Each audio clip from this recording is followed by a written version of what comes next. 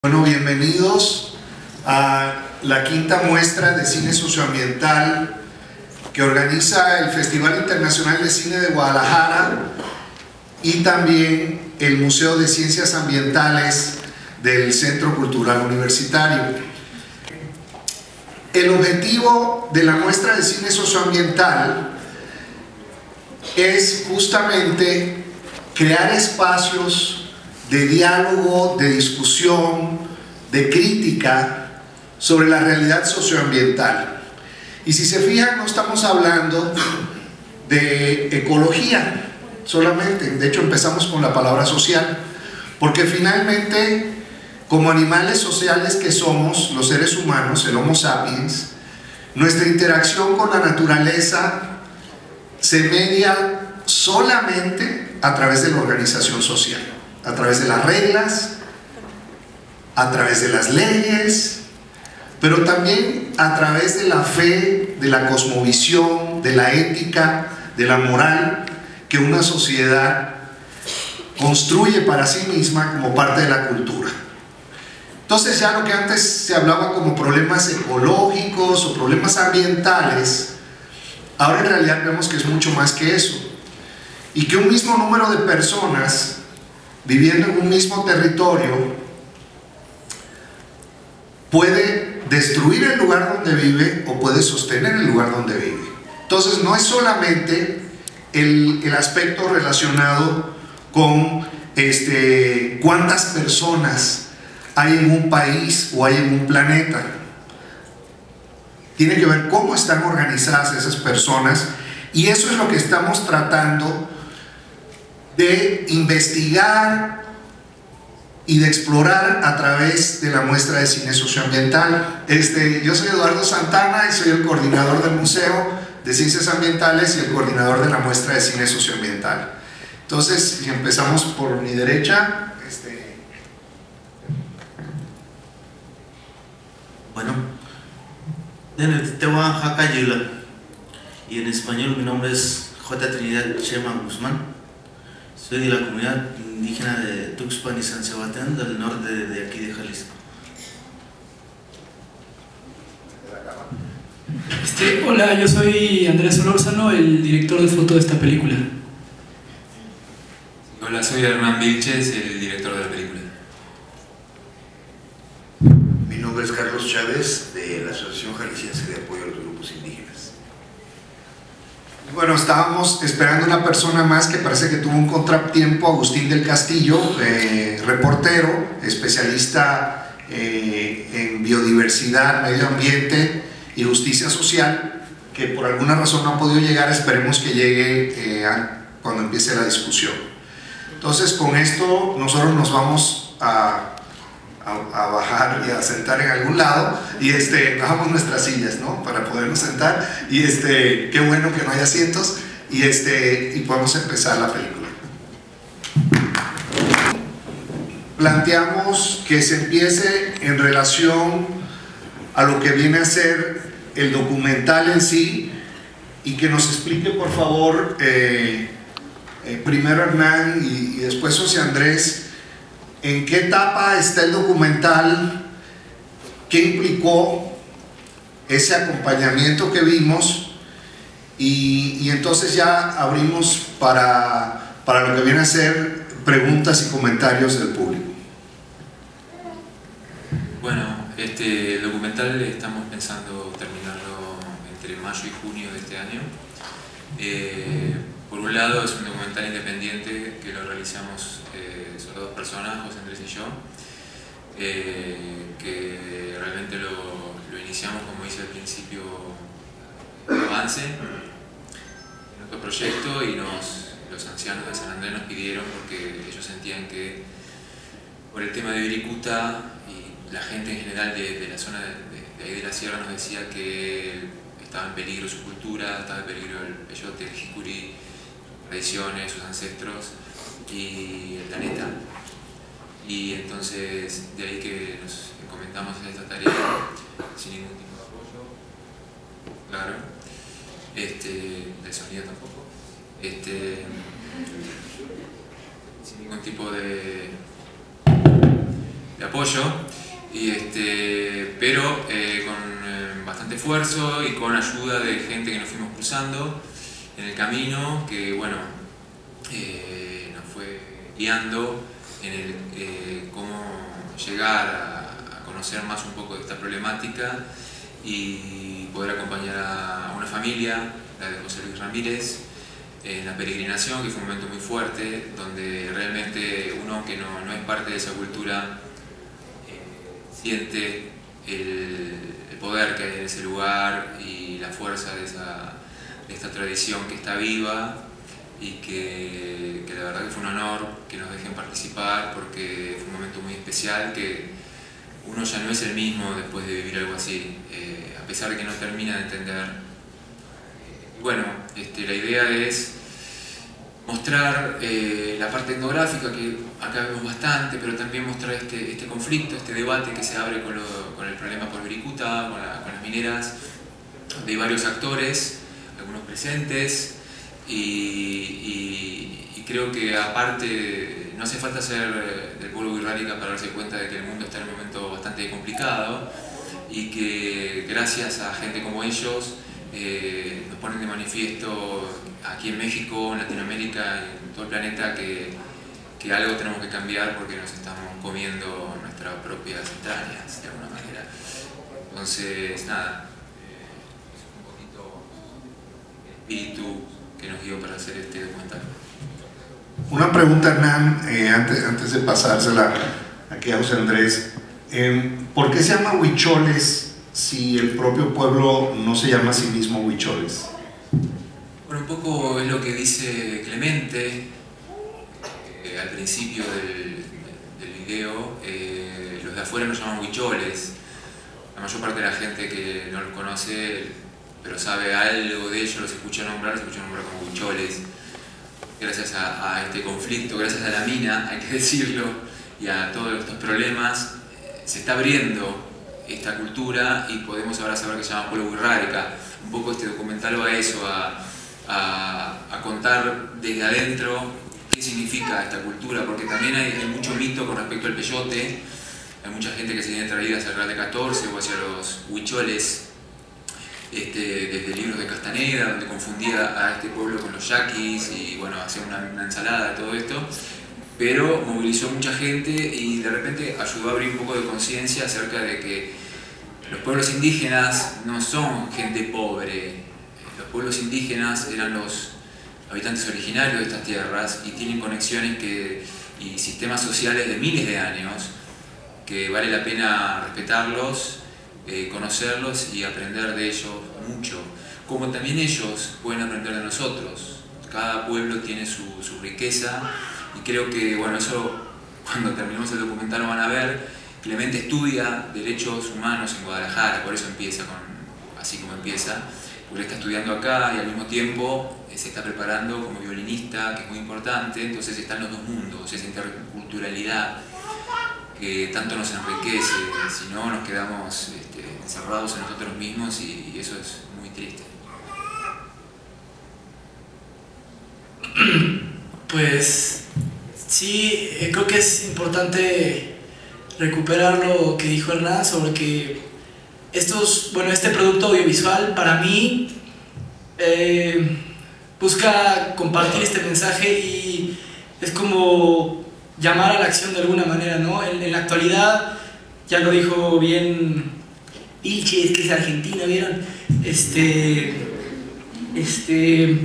Pues sí, el mundo tiene muchos problemas, ¿no? Y hemos presenciado, sobre todo en México, cómo a raíz de productos audiovisuales la sociedad se moviliza, ¿no? Y bueno, esto es de alguna manera una invitación para que nos informemos más, para que podamos tomar una postura crítica, por lo menos, si no queremos ir más allá, pero sí es bueno informarnos, ¿no? Sobre todo de la problemática que existe. Pasamos ahora el micrófono de manera, no sé si real o figurativa, así hay micrófonos, para preguntas y comentarios del público. Ahí al centro. Buenas tardes. Quisiera preguntarle, Hernán, ¿cómo te conectas país a realizar una película de aquí. Del estado de Jalisco. ¿Cuál fue la conexión que te dio para que tú pudieras hacer una película que está aquí dentro de nuestra zona indígena de Jalisco? Bueno, a mí siempre me atrajo mucho México.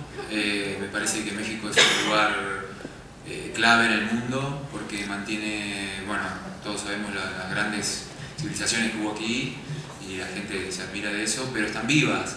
Y yo vengo de Argentina, donde también hay indígenas, como en toda Latinoamérica, pero no están tan presentes quizás en la sociedad como aquí. Eso siempre me atrajo México, ¿no? Había venido antes varias veces y yo estaba trabajando para Alemania, para la televisión alemana, y les propuse venir aquí justamente a conocer esta cultura porque yo quería aprender de ellos y aprovechaba mi trabajo para eso. En ese contexto se dio integrarme con ellos y poder acceder a estas cosas. Hace ratito el doctor preguntaba con respecto a los huicholes, de la palabra huichol. Yo ya tengo 50 años y desde que recuerdo siempre les hemos llamado huicholes. No es como para nosotros que estamos aquí en Guadalajara una situación nueva llamar huicholes. No sé si tenga la palabra huichol alguna traducción, o sea, al español, que por eso les llamemos así. Justamente huichol es el nombre que le han puesto los extranjeros que no son del pueblo wixárika, ¿no? Los de afuera le pusieron huichol. No sé exactamente cómo surgió esa palabra, pero entre ellos son los wixáritari, ¿no? Los hijos del sol.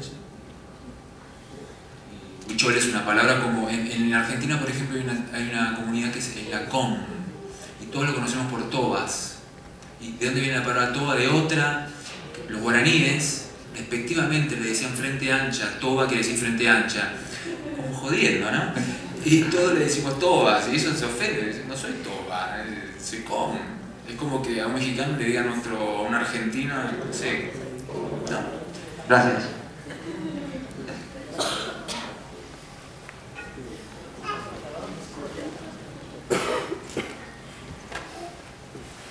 Hola, ¿qué tal?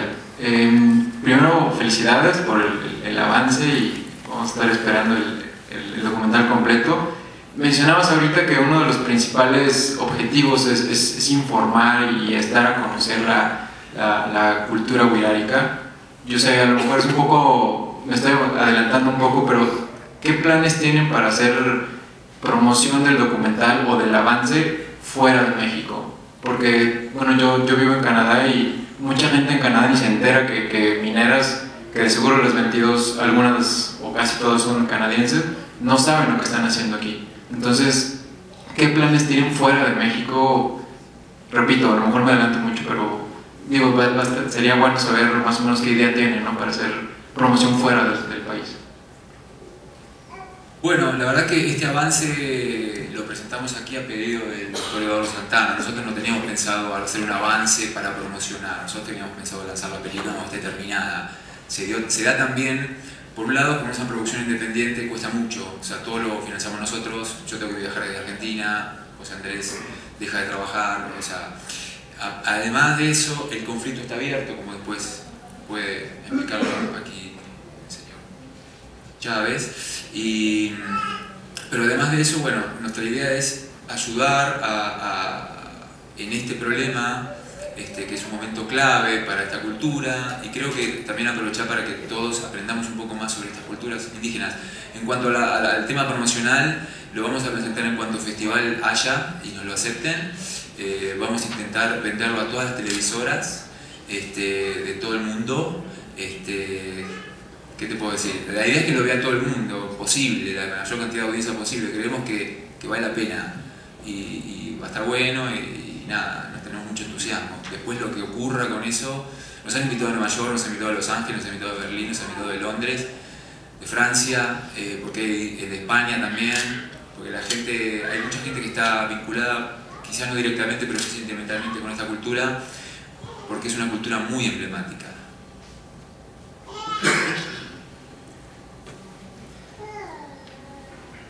Nuevamente sería Kame Parchika Rapavillena. Bien, yo vine aquí invitado y me da mucho gusto que haya cada vez más interés para conocer nuestra cultura de los que somos de por acá, ¿no? Acá he visto hace muchos años allá al licenciado, a los hermanos Wixárika, y la lucha y la defensa de los verdaderos derechos humanos, porque también quitar el ambiente, el hábitat sagrado a una tradición es marginar, es robar, es matar la vida, pues. Entonces la invitación que yo pongo, mi punto de vista, es que los jóvenes universitarios se acerquen a nuestras culturas para recordar quiénes somos, y que el ingrediente fundamental, esencial, es lo sagrado de una tradición que no es tan fácil comprender cuando no se vive, o se vive en lo intelectual. Entonces la idea es acercarse a los ancianos, a los abuelos, a los hermanos que están, pues, Wixárikas y la gente que podamos ayudar, para ir a lo esencial y seguir con la forma también.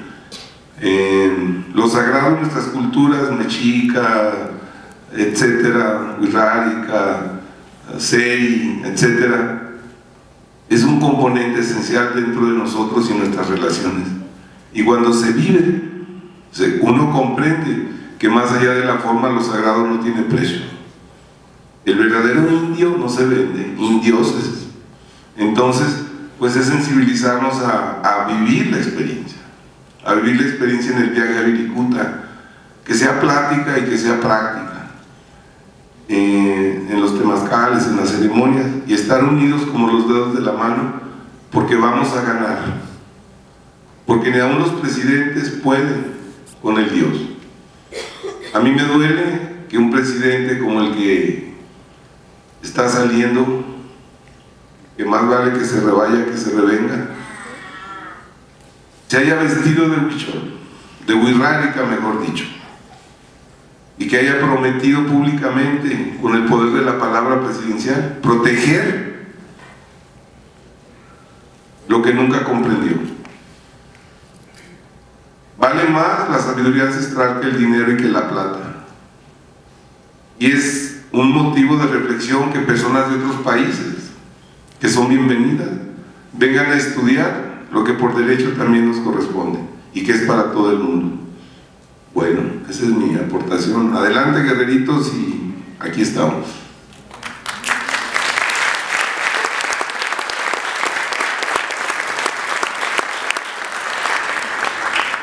Hola, buenas tardes.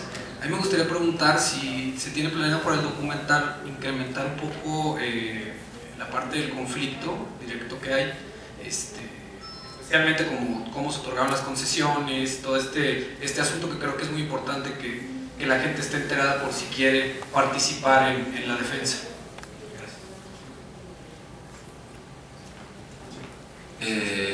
Sí, tenemos, ¿cuántas horas tenemos, José Andrés? Como varios días de entrevistas, si lo ponemos todas así una tras la otra.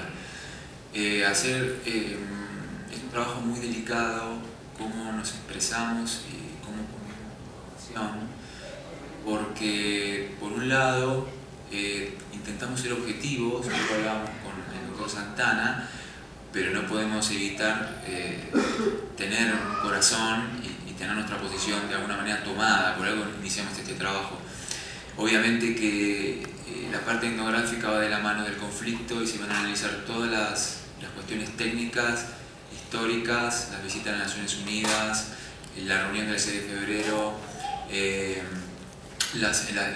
los diferentes puntos a favor y en contra de los proyectos mineros. La gente de la mina tiene la palabra también, los habitantes de 14 que quieren trabajar en las minas también lo pueden decir y nos pueden explicar por qué, y ese debate en la película, que estoy adelantando a la película, nos lleva hacia un debate mayor, que es cuál es el modelo de desarrollo y cómo queremos el futuro para nuestros hijos. Hola, buenas tardes. Bueno, yo tengo dos preguntas concretas. Una es, ¿de qué manera se beneficia el pueblo Wixárika con este documental? directamente, ¿no? Digo, tienen la promoción y todo esto, pero ¿de qué manera hay un beneficio directo? Y segunda, pues todos los que estamos aquí, digo, de alguna manera estamos interesados, ya es una manera de promover, de darnos cuenta, y qué acciones concretas también podemos hacer como para apoyar. No sé, se me ocurre, digo, vamos a las marchas cuando está en los medios el tema y todo esto, pero ¿y después qué, no? O sea, que todo este fervor que hay en mucha gente y en el conocer, ¿hacia dónde va? Pues, ¿cómo podemos apoyar más? No sé, un sitio en internet donde podamos firmar algo, estar comunicados, no sé. Gracias. Yo creo que esta pregunta sirve inclusive para una transición para un nuevo tema. Pudiéramos empezar, Hernán, justamente contestando la primera parte de cómo puede ayudar y para qué sirve esta película para el pueblo wixárika, y después seguimos, tal vez, Carlos, explicando cuál es la situación actualmente de la lucha por Wirikuta. Sí, ¿cuál es el beneficio para el pueblo wixárika? A nosotros nos gustaría darles un montón de cosas, pero no es una cuestión de darles, porque ellos, como todo, ¿no? Nosotros estamos para comunicar, nosotros somos comunicadores. Hasta ahora todo esto es, monetariamente, no sé si vamos a recuperar lo que estamos invirtiendo. Nuestra idea es si recuperamos eso, una parte que, bueno, tenemos ganas de ayudar con el agua en la comunidad de la Laguna Seca, concretamente, ¿no? Hoy, por ejemplo, voy a conectarme con una persona que quizás pueda vender artesanías en Alemania o en Europa a través de internet para esta familia, que le ayudaría mucho. La verdad que lo queremos, ¿no? Porque es casi una de nuestra familia ya. Y con respecto a la otra pregunta, Carlos Chávez es uno de los que está al frente de esta lucha para apoyar a este pueblo, así que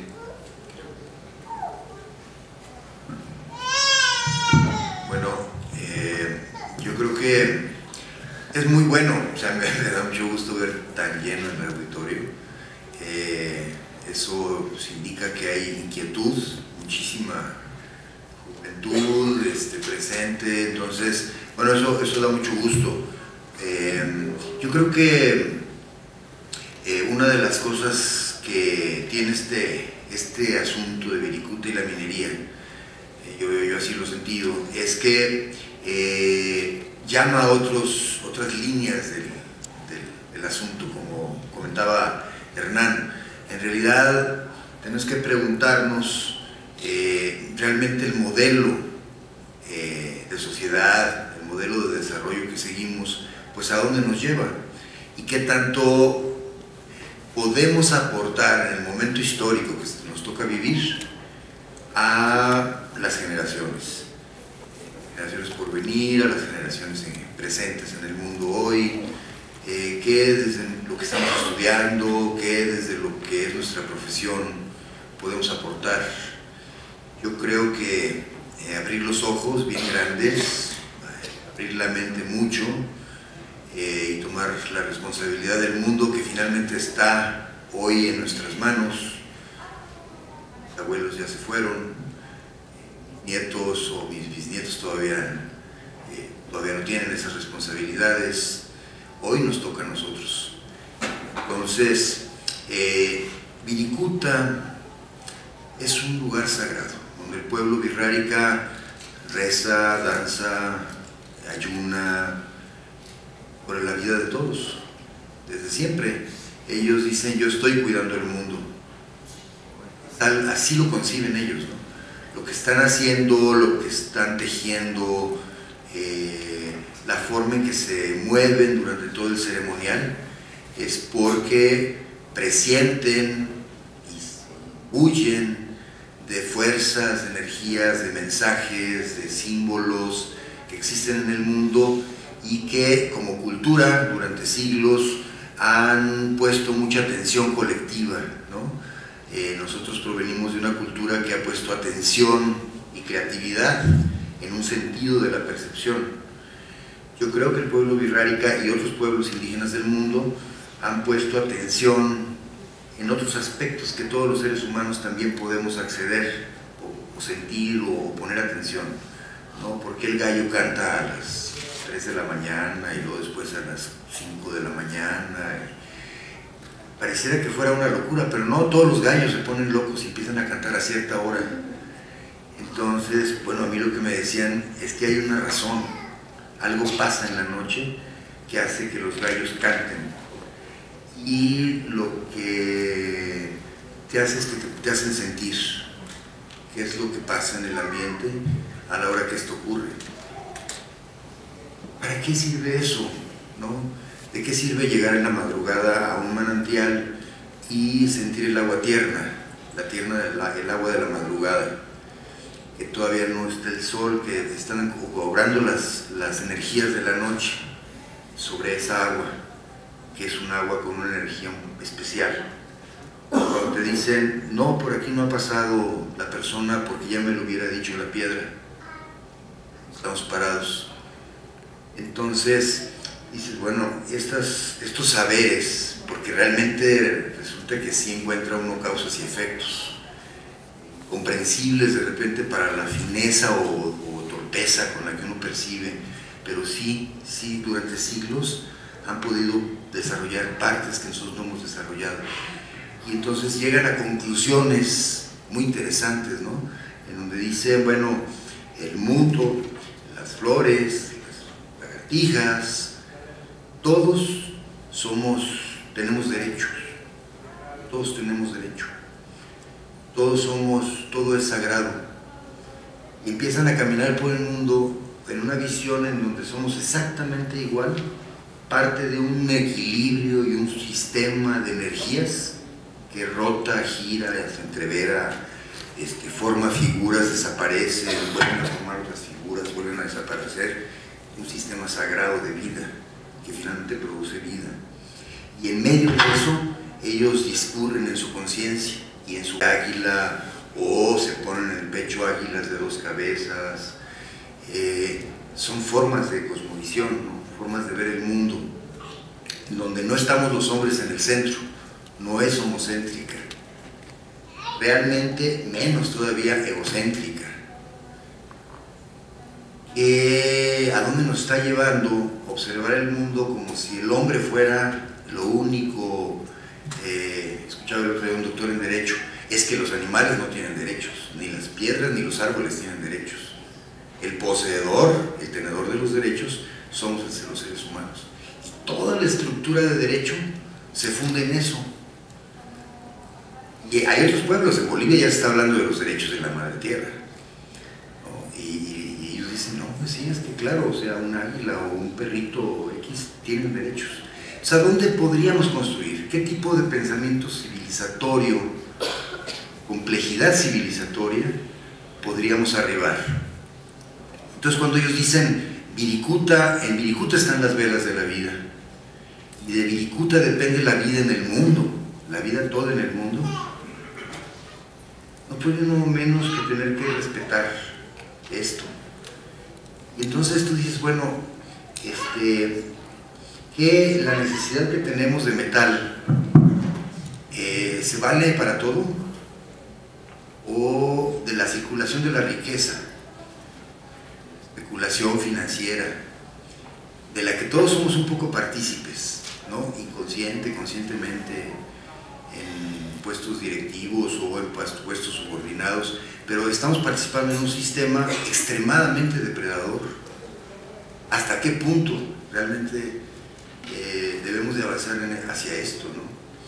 ¿Cómo podemos ir desmontando lo que nos va a llevar inminentemente a la propia destrucción del sistema de vida que conocemos y también de las otras formas de vida de las cuales dependemos, pero que tampoco podemos desmontar así? ¿Cómo deberíamos de aplicar nuestros conocimientos en física, en matemáticas, en biología, en ecología, para poder pensar hacia dónde? Por lo pronto, en el Frente en Defensa de Virikuta dijimos, bueno, o sea, en Virikuta no. Hay un punto que no debe de pasarse. Ya después hemos podido ir aterrizando en que pues efectivamente resulta que una buena parte de los equilibrios del cambio climático se atenúan en esa Sierra de 14. Es uno de los lugares de mayor biodiversidad del planeta, del mundo. De todo el desierto chihuahuense es la zona con mayor biodiversidad. Y además la Comisión Nacional del Agua, el gobierno tiene perfectamente claro que los 3 acuíferos que existen en Viricuta están ya muy sobreexplotados. Desarrollar la cantidad de proyectos mineros que hay allí, que son muchas más que estas 22 concesiones que al principio se detectaron, estamos hablando de 76 concesiones por alrededor de 90,000 hectáreas, definitivamente significa la cancelación de las posibilidades de vida de poblaciones grandes como Matehuala, como Cedral, como pequeñas poblaciones. O sea, no es posible. El agua ahorita ya está, pero resulta que ahí abajo hay mucho oro, hay mucha plásticos, entonces, bueno, lo que este señor Felipe Calderón dijo cuando se vistió de huichol, realmente yo creo que no sabía bien lo que estaba diciendo.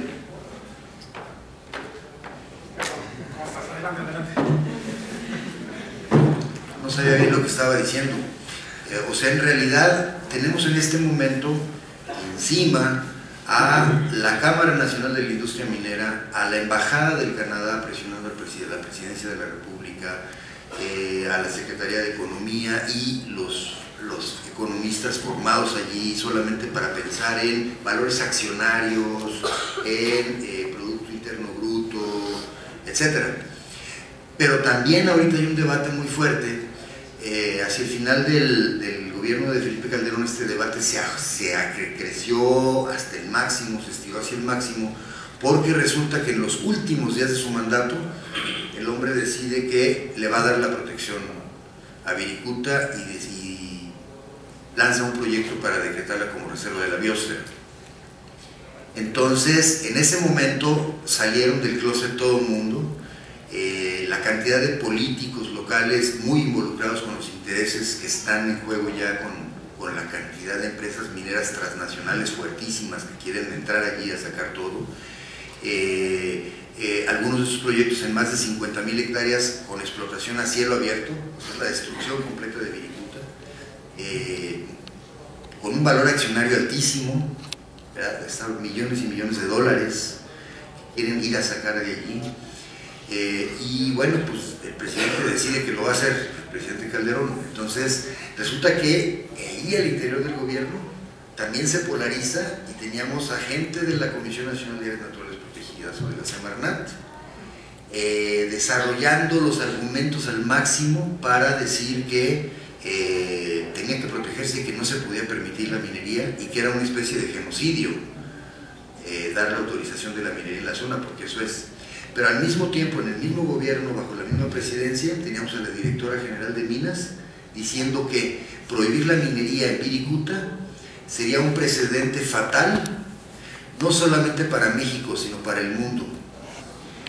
Es decir, que si se empieza a prohibir la minería por cuestiones de indígenas o por cuestiones de lugares sagrados, pues hay una cantidad de lugares en el mundo que tendrían que tener muchísimo cuidado. Actualmente la ley establece que la minería es una actividad prioritaria nacional, quiere decir que está por encima de cualquier otro uso del suelo, sea turístico, sea de conservación, sea forestal, de lo que sea.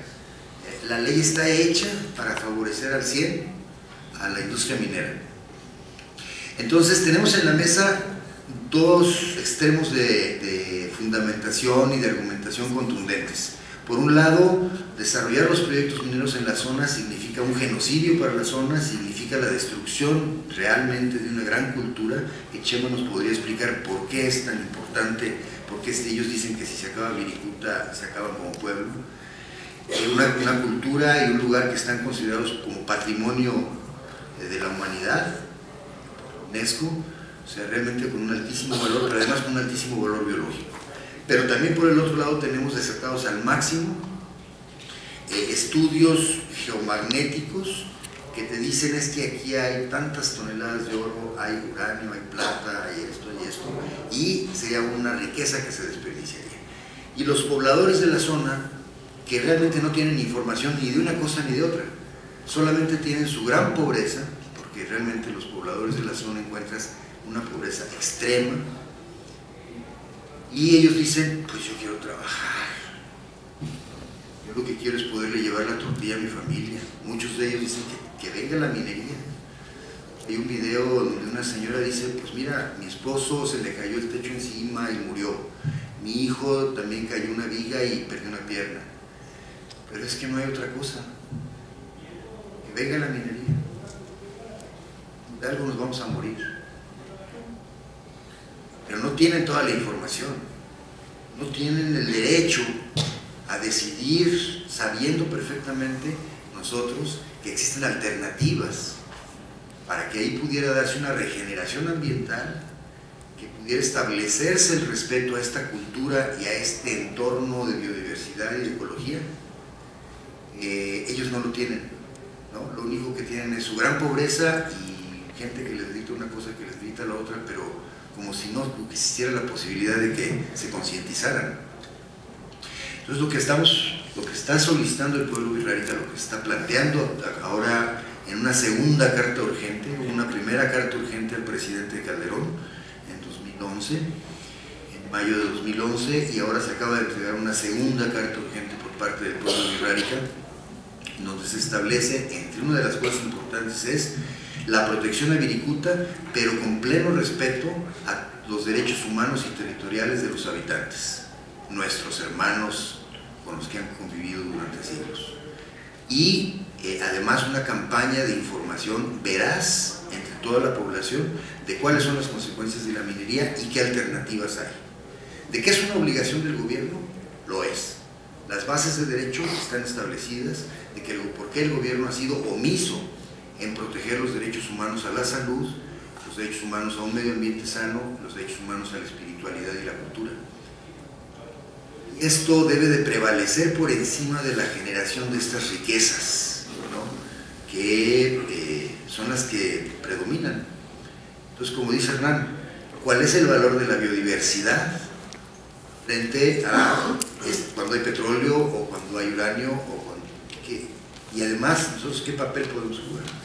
Les decía a mis hijos, mira, cuando termines de estudiar, ojalá tú puedas encontrar los cálculos de cuánto plástico se consume en el mundo, cuántos empleos produce y de qué manera se pueden empezar a desmontar las cadenas que nos unen a estos sistemas capitalistas de flujo de la riqueza, de qué manera podemos desmontar este sistema, es lo que necesitamos, de qué manera podemos ir planteando alternativas que les dé futuro a nuestros nietos o a nuestros bisnietos. Yo creo que ese es el reto que Wirikuta nos plantea y los huicholes nos plantean al decir, estamos aquí para cuidar la vida es una acción sagrada y debe de prohibirse, debe de cuidarse la vida, debe prohibirse todo aquello que la consuma. Pues bueno, tal vez me fui un poco...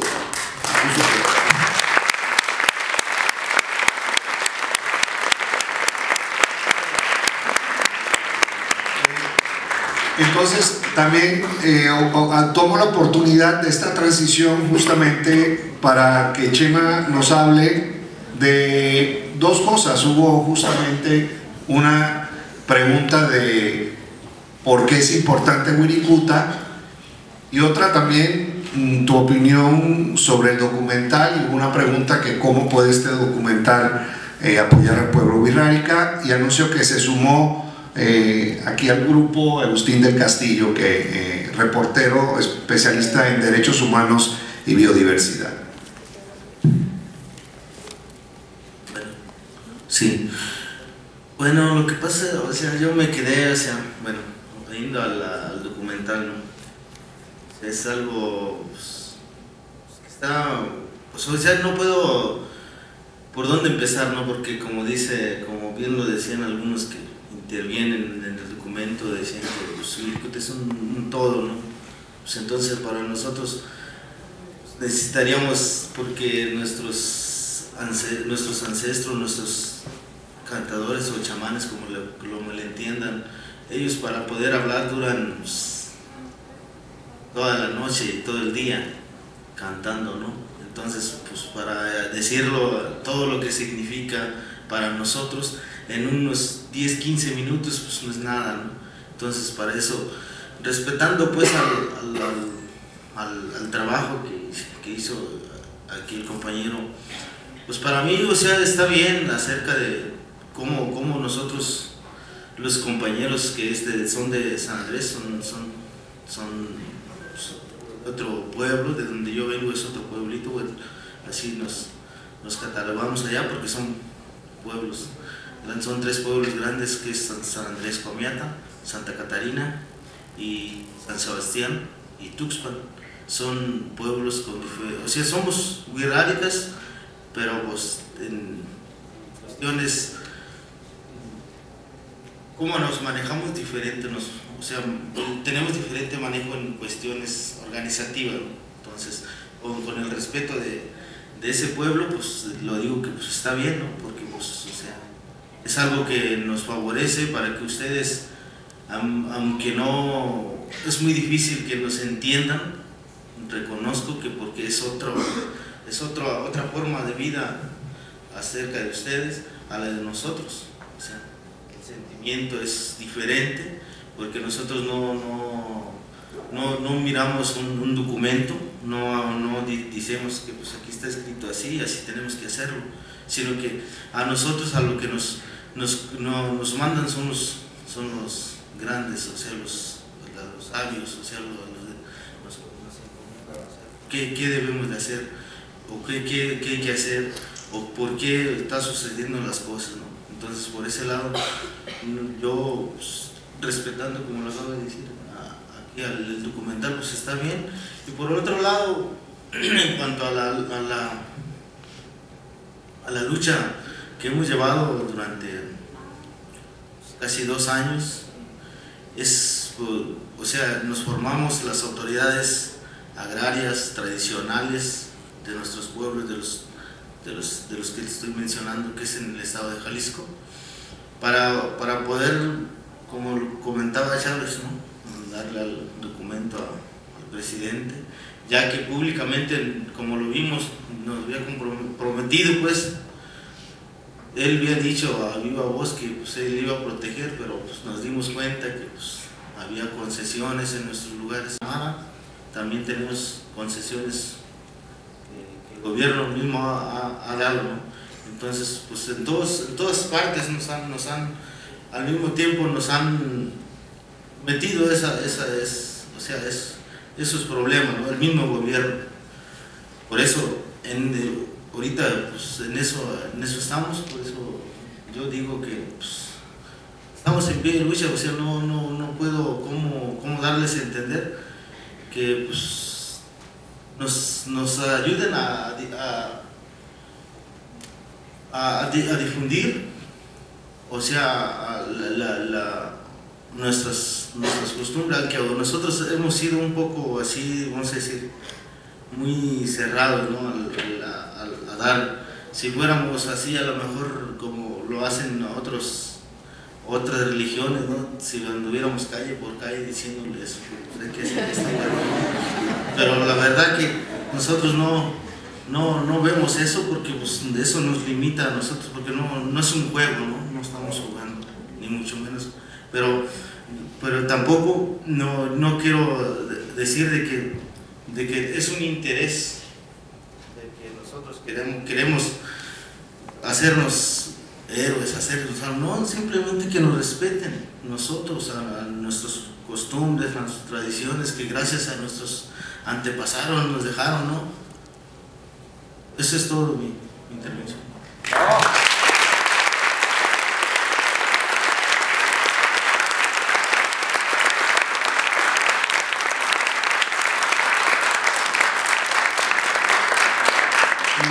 Aquí Chema sacó un punto muy importante, que es que nos ayuden a difundir la realidad y el problema que están teniendo. Vamos a dar oportunidad de nuevo a comentarios y preguntas del público. Después, en relación a difusión, si quisiera un comentario sobre los medios masivos de comunicación y el papel que puedan tener en esto, y cómo los intereses en la minera pueden afectar la información que se da. ¿Qué tanto afectan los periódicos? ¿Qué tanto afecta esos intereses poderosos a la televisión? Que bueno, Agustín del Castillo nos puede comentar sobre eso. Pero demos ahora, vi 3 manos en el público.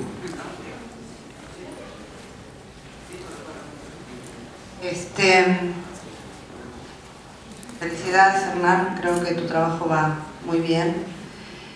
En el marco del Festival Internacional de Cine de Guadalajara, que es donde se presenta este avance documental, sí creo que es importante mencionar que la comunidad cinematográfica mexicana ha acompañado al pueblo wixárika en la defensa de Wirikuta y en la difusión de todo el trabajo que ha hecho el Frente y el pueblo wixárika en esta causa.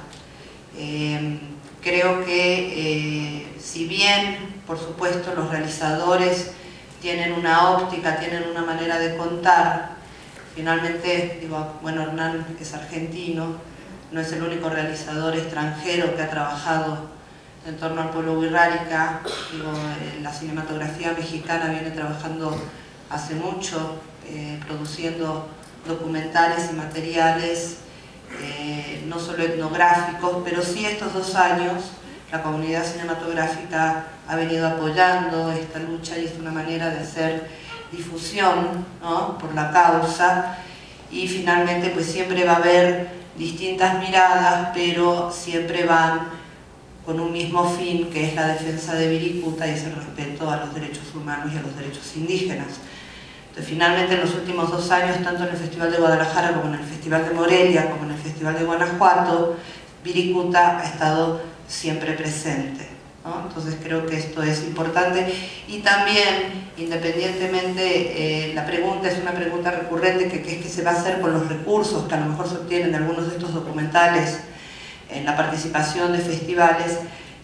Casi ninguno, o sea, por lo menos yo, que soy alguien que ha dado seguimiento a la producción de materiales audiovisuales sobre Wirikuta, ninguno persigue enriquecerse o obtener, los realizadores a lo mejor lo que obtienen es a lo mejor un poco espacios de difusión o invitación a festivales, pero finalmente creo que la labor más importante es la difusión y que esto se conozca a nivel internacional. Nada más.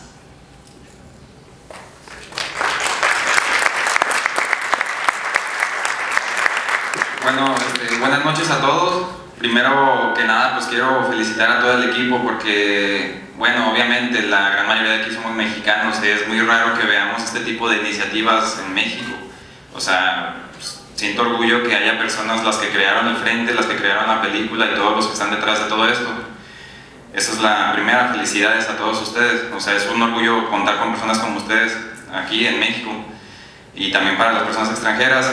La otra también situación, o sea, que quería saber, en las redes, no sé qué tan cierto sea, pero en las redes he estado viendo que en lo que es Wirikuta, que en cierta área, o sea, no exactamente en Wirikuta, pero que cerca de que iniciaron ya como unos trabajos mineros.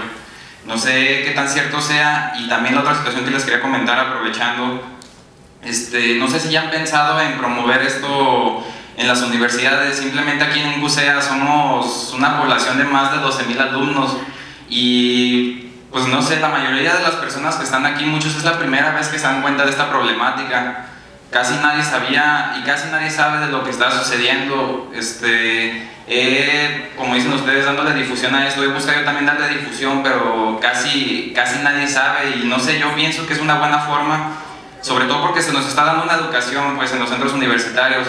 Siento que es una buena forma, no sé, buscar de hacer como una especie, le podemos llamar así, una especie de gira por parte de las personas del Frente y crear, no sé, como una semana cultural, no sé, en base a este tema. Y como les digo, como somos 12,000 personas que futuramente van a ser, o sea, van a ser padres de familia, van a ser profesionistas y todo, CUSEA, JUSH, todos los centros, GUCBAT, todas las personas son personas que están en crecimiento, personas que están dentro de los estudios. si le damos una promoción a la cultura wixárika, no nada más a la problemática, sino también a la espiritualidad, porque nos estamos convirtiendo en una sociedad muy materialista.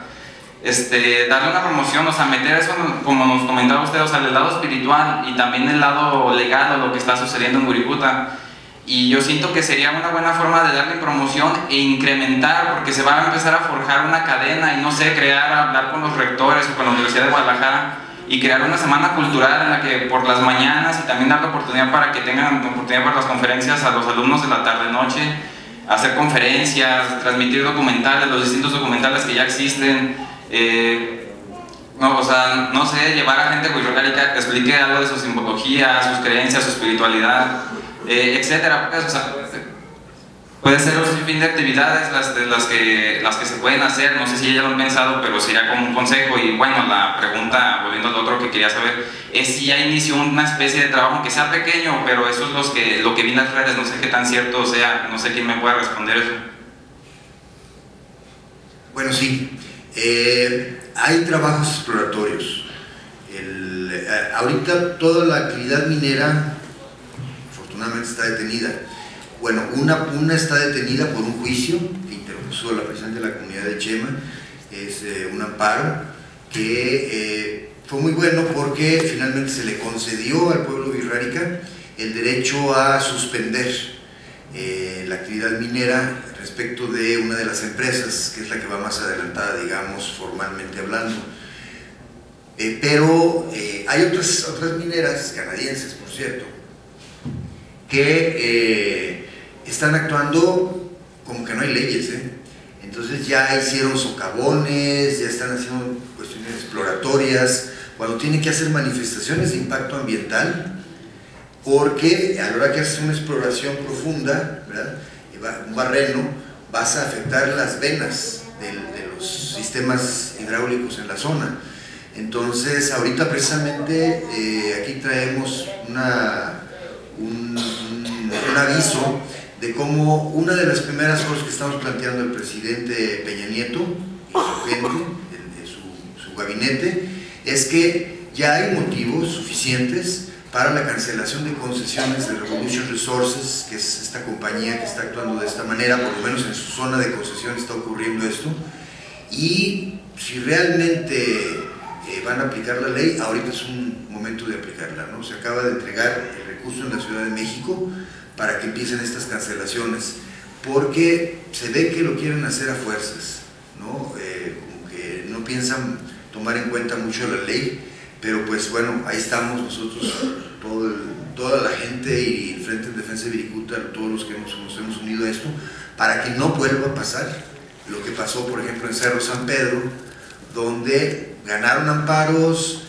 prohibieron los avances, pero el cerro se acabó, el Cerro San Pedro ya no existe, y al final de cuentas, pues parece que probablemente ganen el siguiente amparo, pero ya no hay nada que defender, ya se acabó. Entonces, ahorita estamos en un momento bueno en el sentido de que cuando una minera empieza, ya es muy difícil pararla, por el gran volumen de inversión y el involucramiento de las poblaciones en los trabajos. Entonces, ahorita todavía no empieza ninguna de las mineras a desarrollar los trabajos de explotación, es el momento de detenerlos. Y por cierto, nada más así muy rápido, un comercial. Bueno, pues platicando decidimos que en esta plataforma del Festival Internacional de Cine de Guadalajara se está iniciando una campaña de apoyo y solidaridad con el pueblo wixárika y lo que plantea en la segunda carta urgente a Peña Nieto.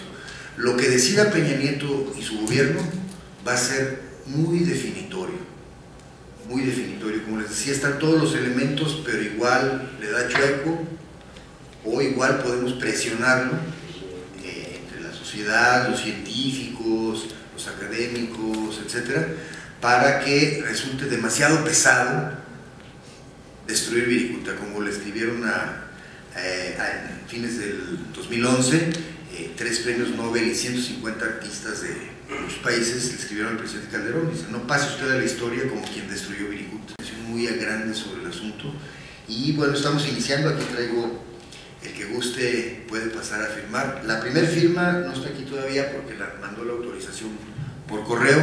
La primera firma, la que va a encabezar esto, ya es de Eduardo Galeano, y a partir de ahí pues todas las personas que quieran sumarse están invitadas. Esto queremos llevarlo al mayor número de firmas posibles para que Peña Nieto entienda que tiene que tomar cartas en el asunto y tiene que caminar bien, ¿no? Tiene que ser muy derecho y muy claro el proceso.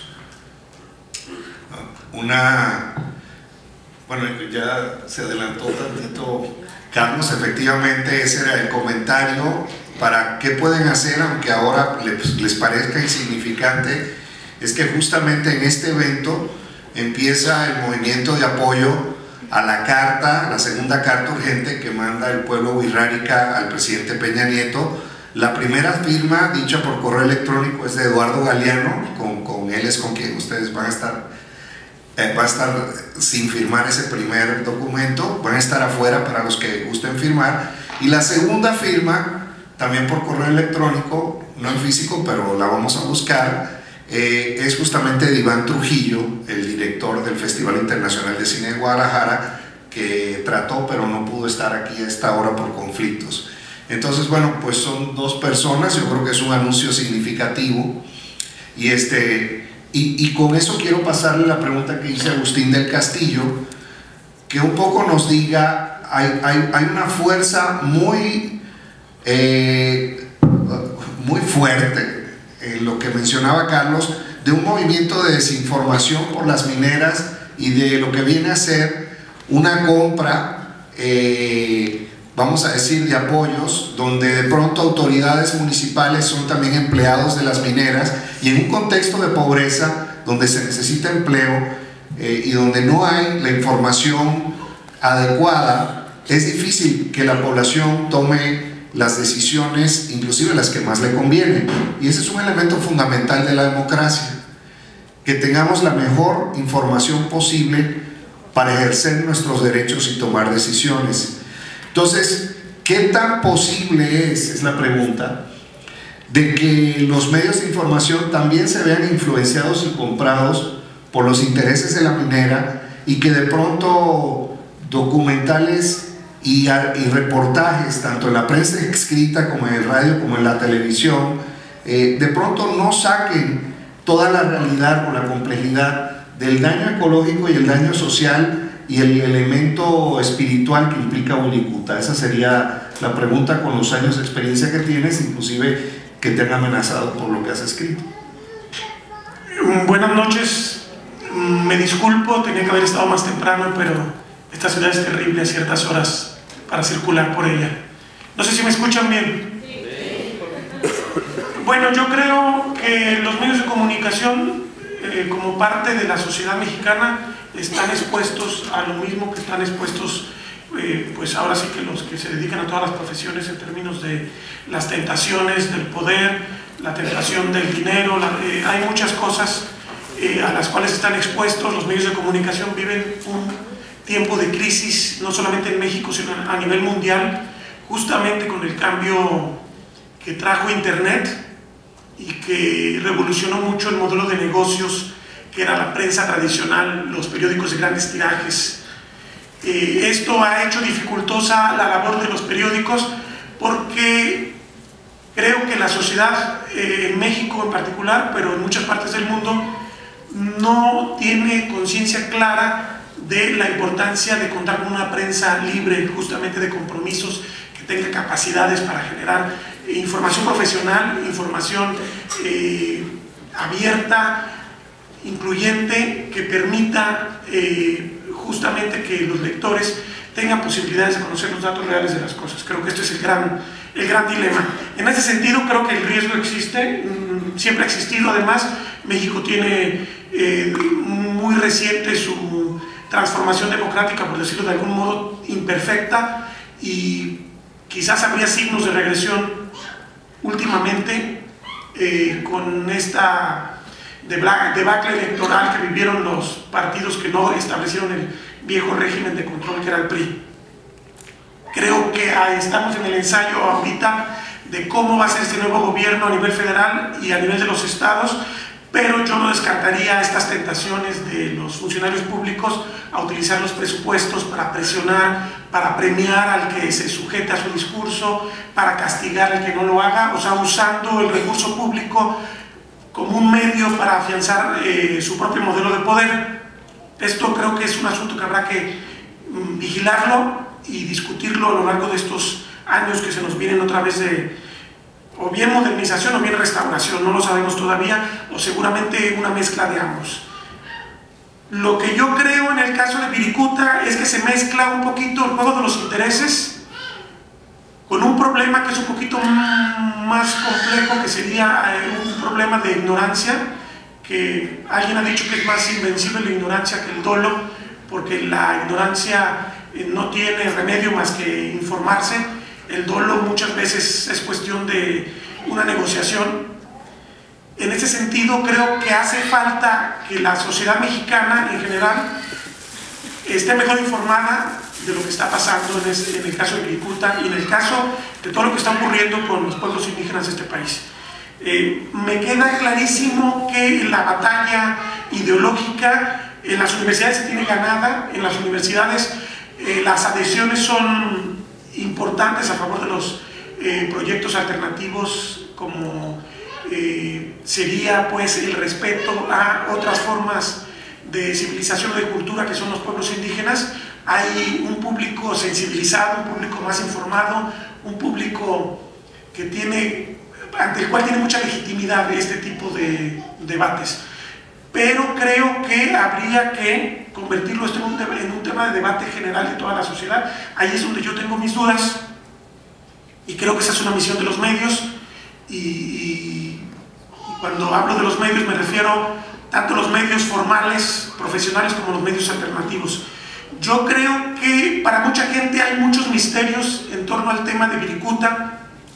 Yo hice aquí un pequeño apunte de las cosas que no terminan de ser claras y que creo que tendrían que aclararse antes de caminar a tomar un punto de vista respecto al respaldo o con matices o sin matices, o la condena de alguna postura, en este caso de estas dos posturas enfrentadas que parecían que están enfrentadas, que son el desarrollo y la conservación de la cultura wixárika.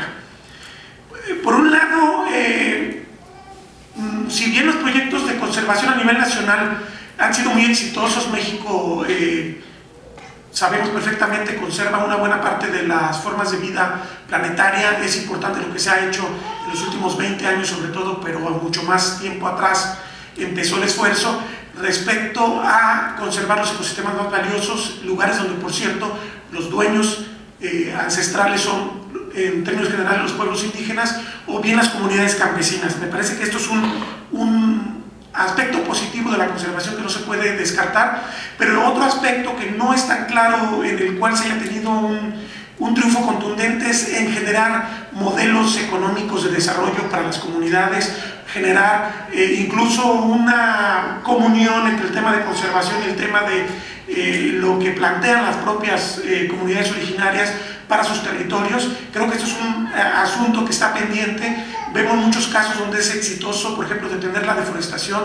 detener la caza clandestina, detener procesos destructivos, pero no termina de resolverse el problema de la pobreza, por ejemplo. Y creo que en el fondo un debate de esa naturaleza está el tema de la pobreza, como aquí bien se mencionaba en la mesa.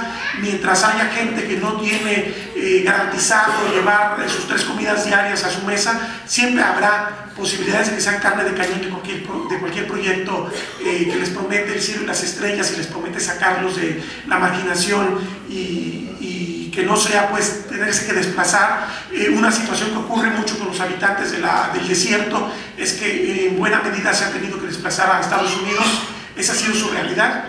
Seguramente en buena medida la economía antes del resurgimiento de las mineras tiene mucho que ver con esta relación con las comunidades que viven en Estados Unidos, como ocurre en buena parte del campo mexicano. Entonces, esa incapacidad creo que tendríamos que llamar la atención. ¿Por qué no se puede establecer modelos de conservación suficientemente flexibles que generen que los modelos económicos locales prosperen y le traigan certidumbre a las gentes, a las familias? En el caso de la cultura wixárika en San Luis Potosí, a mí me llama mucho la atención porque vi muchas publicaciones cuando fue esta peregrinación importante que se dio hace poquito más de un año que nos invitaron, que terminó con una ceremonia en la parte alta del Cerro Quemado.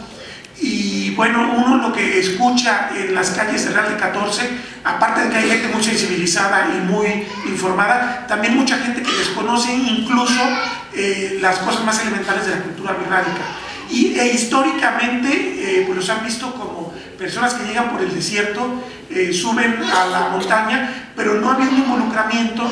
Y a mí me llama la atención que en los modelos de justicia agraria que se establecieron después de la revolución para restituir de tierras a las comunidades indígenas, de repente en eso tomaban en cuenta que no nomás eran las tierras primordiales, sino también los corredores y también los lugares donde iban a rendir adoración a sus dioses o sus diferentes tradiciones. Esto no se consideró, y creo que esto es una situación que entró en crisis ya, sobre todo en esta región, pues que como hemos señalado es históricamente una región rica en metales, y evidentemente iba a generar un problema serio tarde o temprano con las nuevas tecnologías, y que se descubrieron yacimientos fabulosos y que ya no es tan complicado explotarlos. Quizás lo que los detuvo, aparte de que muchos metales perdieron precio de competencia internacional, fue que no había la tecnología para que fuera barata esta extracción.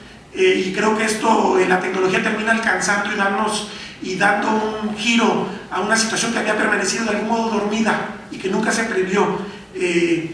Yo recuerdo cuando salió la Ley General de Áreas Naturales Protegidas, que fue en el sexenio de Julia Carabias, y estoy bien, nunca se estableció la relación costo-beneficio. Está bien, vas a destruir una cultura, ¿a cambio de qué?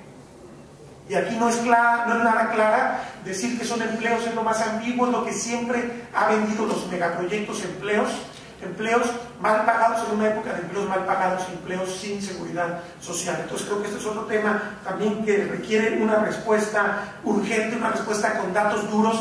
Creo que no se puede construir información y periodismo sin datos duros. Necesitamos datos duros, necesitamos también, escuchaba lo que decía, pues de algún modo la forma en que ven el documental y estos esfuerzos de información por parte de los propios birránicas, los propios huicholes, y de repente como que yo percibo que la idea es que no nos podemos comprender porque somos culturas muy distintas, somos con visiones muy distintas, pero creo que en un proceso de comunicación, como dice la misma palabra, es necesario insistir más en lo que nos hace personas, nos hace, pues a fin de cuentas, habitantes del mismo planeta, habitantes del mismo país, y nos comunica unos con otros para que la gente realmente se sienta involucrada y sienta que vale la pena realmente proteger una cultura ancestral, no sentir, bueno, son ellos y son 15.000 o son 30.000 o son 40.000, que contra los que tienen hambre en este país, contra los que tienen extrema pobreza, no pinta, porque mucha gente así analiza las cosas. Me parece que es grave. Tenemos que empezar a generar un discurso en el cual explique por qué es importante que una cultura de 40.000, 50.000 personas vale la pena preservarse con todos sus valores, y que es un valor superior, tan importante como combatir la pobreza, tan importante como generar riqueza y un reparto más equitativo de esta, y como otros valores, como la misma biodiversidad, la cual, por cierto, yo insisto, y en cualquier lugar al que voy, seguimos sin entender los mexicanos por qué es valiosa la biodiversidad. Creo que también ese es otro tema muy importante en el que hay que avanzar mucho. Necesitamos entender por qué vale la pena preservar lo que hay que preservar.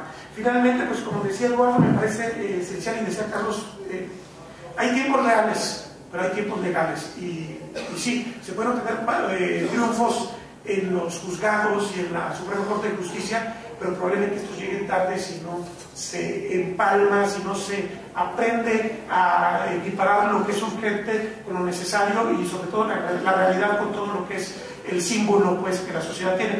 Nosotros podremos cantar el triunfo ante las leyes de la cultura birránica, pero probablemente no haya que defender después nada en los hechos. No sé si esto satisface un poquito lo que preguntabas, Eduardo.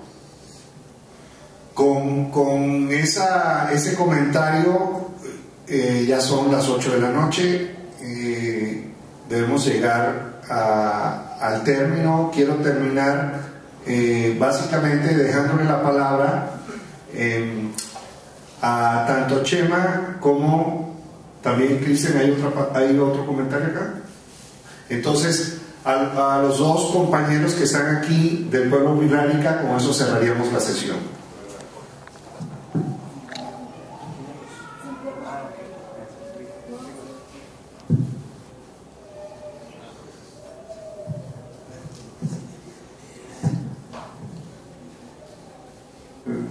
Bueno, aquí va a estar la palabra del señor Andrés. Él es cahuitero, sabio de la comunidad de San Sebastián de Ponahuastlán. Su palabra va a ser en puro wixárika, en su lengua. Y bueno, pues ya ahorita vemos el modo de traducir. Cristian, su palabra. Podemos traducir aquí arriba. Jaco,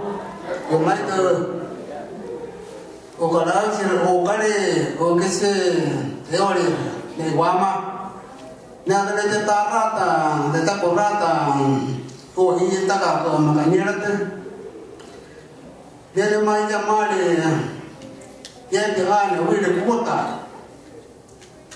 La timia te lee, y el niño que te ruebe, el niño que la niega. Hasta cuando te rías, te acuerdas. So cuando se venía todo, nada cosa no pasaba ni ya eso que te gana. Y que ya no hay que ganar que ta tocar como ane, ta me empezar tarde, te me hago ir a una ane, to apole, wauta, corosa mano, ta te quiere, no vaya a caliar, pues te me ane. Kota matane ka te makakare ni wile kota nota te wakai nirtu tate mate niene toy mayau moko juave wile kota sale yegole narwa tse yete kujega tota mote yani takamone tate wale mana metiniere tana wanyo tapi ini tak tukar mutu mana, pada tahu komia, di mana tamai ada namanya pun itu kawal wakai, di jauh nota ada ini itu tama, setiap ada mana tama tak tukar notanya ni, wajahnya apa na, partai pun ada tu, kita kemarin ni, kalau wajah terjadi, partai semien. Pues itu nu wa ka mu na han bo da tai na te ke pa da ro han ta ke ma ta ko na tu ba po ta ai ta kai tu po te ho ko vi ra ta na ta me o wa e ba pa we ya mata te da vi ya ta te ho ra ma o e ma ne da mu te da vi ya Tante ala mara mati nera mo te ta tuwija pare ko cheta rala ta reno tele ta kha we ani ka mo nyaka kolo na mana kau ta tsare se de wile kota mana hune mo ka che po ira hine rajka nene na ta are ne nera ne ani po ko ana ka da ka ine po ka to tai na Jauh orang ni ada mungkin ada tiada ini yang tidak ada ini. Mungkin macam cakap nak tu cakap tak jawab jawab tu Pola bila lain tadi mungkin mungkin baca. Oh yang ni maka uang, petaan, petai kopiah. Tanah temai tukar, tak tukar cerita korata tu. Dapat tahu ni apa kata kia mua. Jika tak ada maruah, aku tidak tahu yang apa. Yang mau tekan ni hebat yang tekan ni dia. Jangan aku. Bawa jangan ni kia yo. Ni lawan tak ini dia ni. Tak ada maya hamil ni. Tak tahu ada tu mau apa ni. Muka kau ni. Hama ni lawan mau tamada. Dia boleh. Jadi kau itu maya ni, tewat kisah, nama ada ni, mengkui ni, siapa kau itu kau yang orang pada umur siapa, tapi yo, kamar apa, tani wama, atau pada mana, kau ini, kau bertanya ni, kiatu, tamat kata ni, nama kau apa itu, minta orang tak tekak, tewat nama manusia masa tak tua. với cái anh này nắp ta giờ là mấy nó sẽ cái là bộ tay chứ giờ nó ra mấy từ bao bao rồi.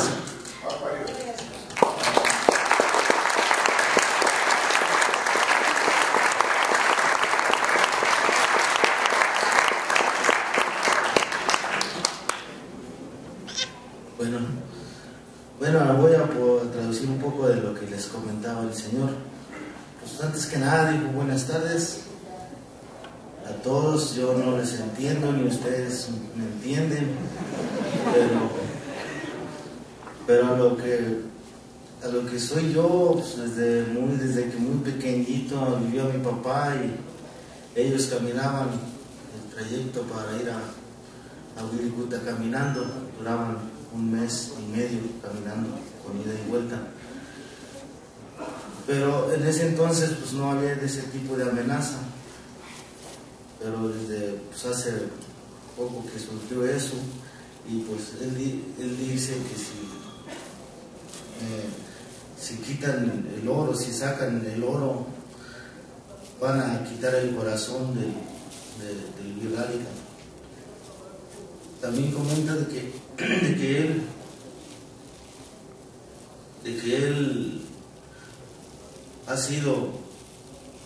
ha tenido experiencia en cuestiones de cómo se siente, cómo dicen los ancestros, ¿no?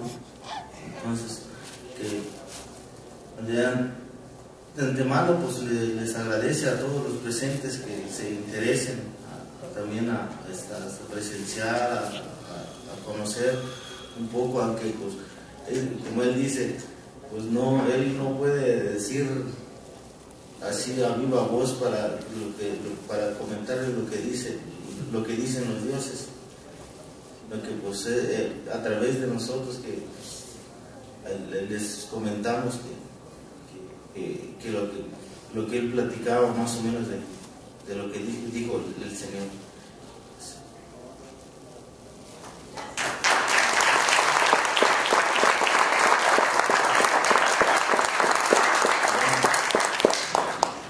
Pues yo creo que pues, con esto concluye este documental que se presentó. Pues de antemano les vuelvo a agradecer yo de mi parte que pues tengan ese interés de escucharnos a nosotros. Quizás a lo mejor no podemos, como decirles, darles una explicación bien clara, pero como lo comentaba uno de los compañeros, si el día de mañana necesitan alguna conferencia más detallada, pues lo podemos dar nosotros con lo poco que podemos, ¿no? Así, acompañándonos con otros compañeros que también son estudiantes y viven aquí en la zona metropolitana. Pues compañeros,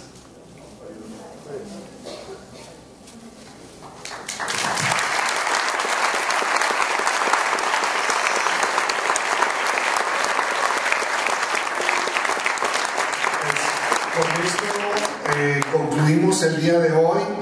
Había sido una sola persona que había venido a las muestras de cine. Esperemos que sigan viniendo a la misma hora aquí en este salón durante los siguientes 4 días y que se involucren, que justamente lo que dijo aquí el compañero estudiante, estamos tratando de crear un lugar para que se dé justamente esa discusión y el debate. Sí, sí, sí.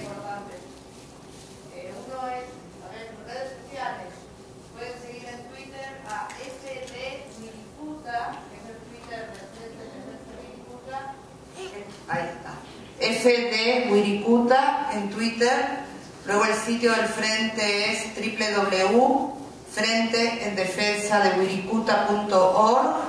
En Facebook encuentran 2 páginas que se llaman Salvemos Wirikuta, donde todo el tiempo se está también publicando información, y luego hay otro medio que es Venado Mestizo. En Twitter lo encuentran como Venado Mestizo y su blog es venadomestizo.blog.mx o .com, y también hay otro blog que es salvemoswirikuta.blogspot.com. Esos son los espacios que hay en las redes.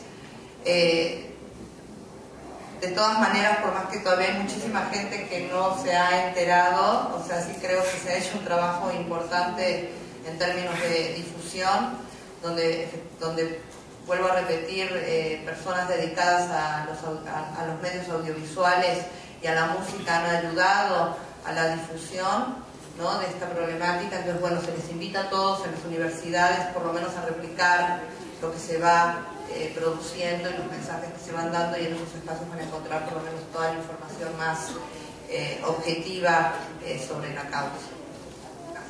Y recuerden unir su nombre a Eduardo Galeano y a Iván Trujillo firmando afuera la carta.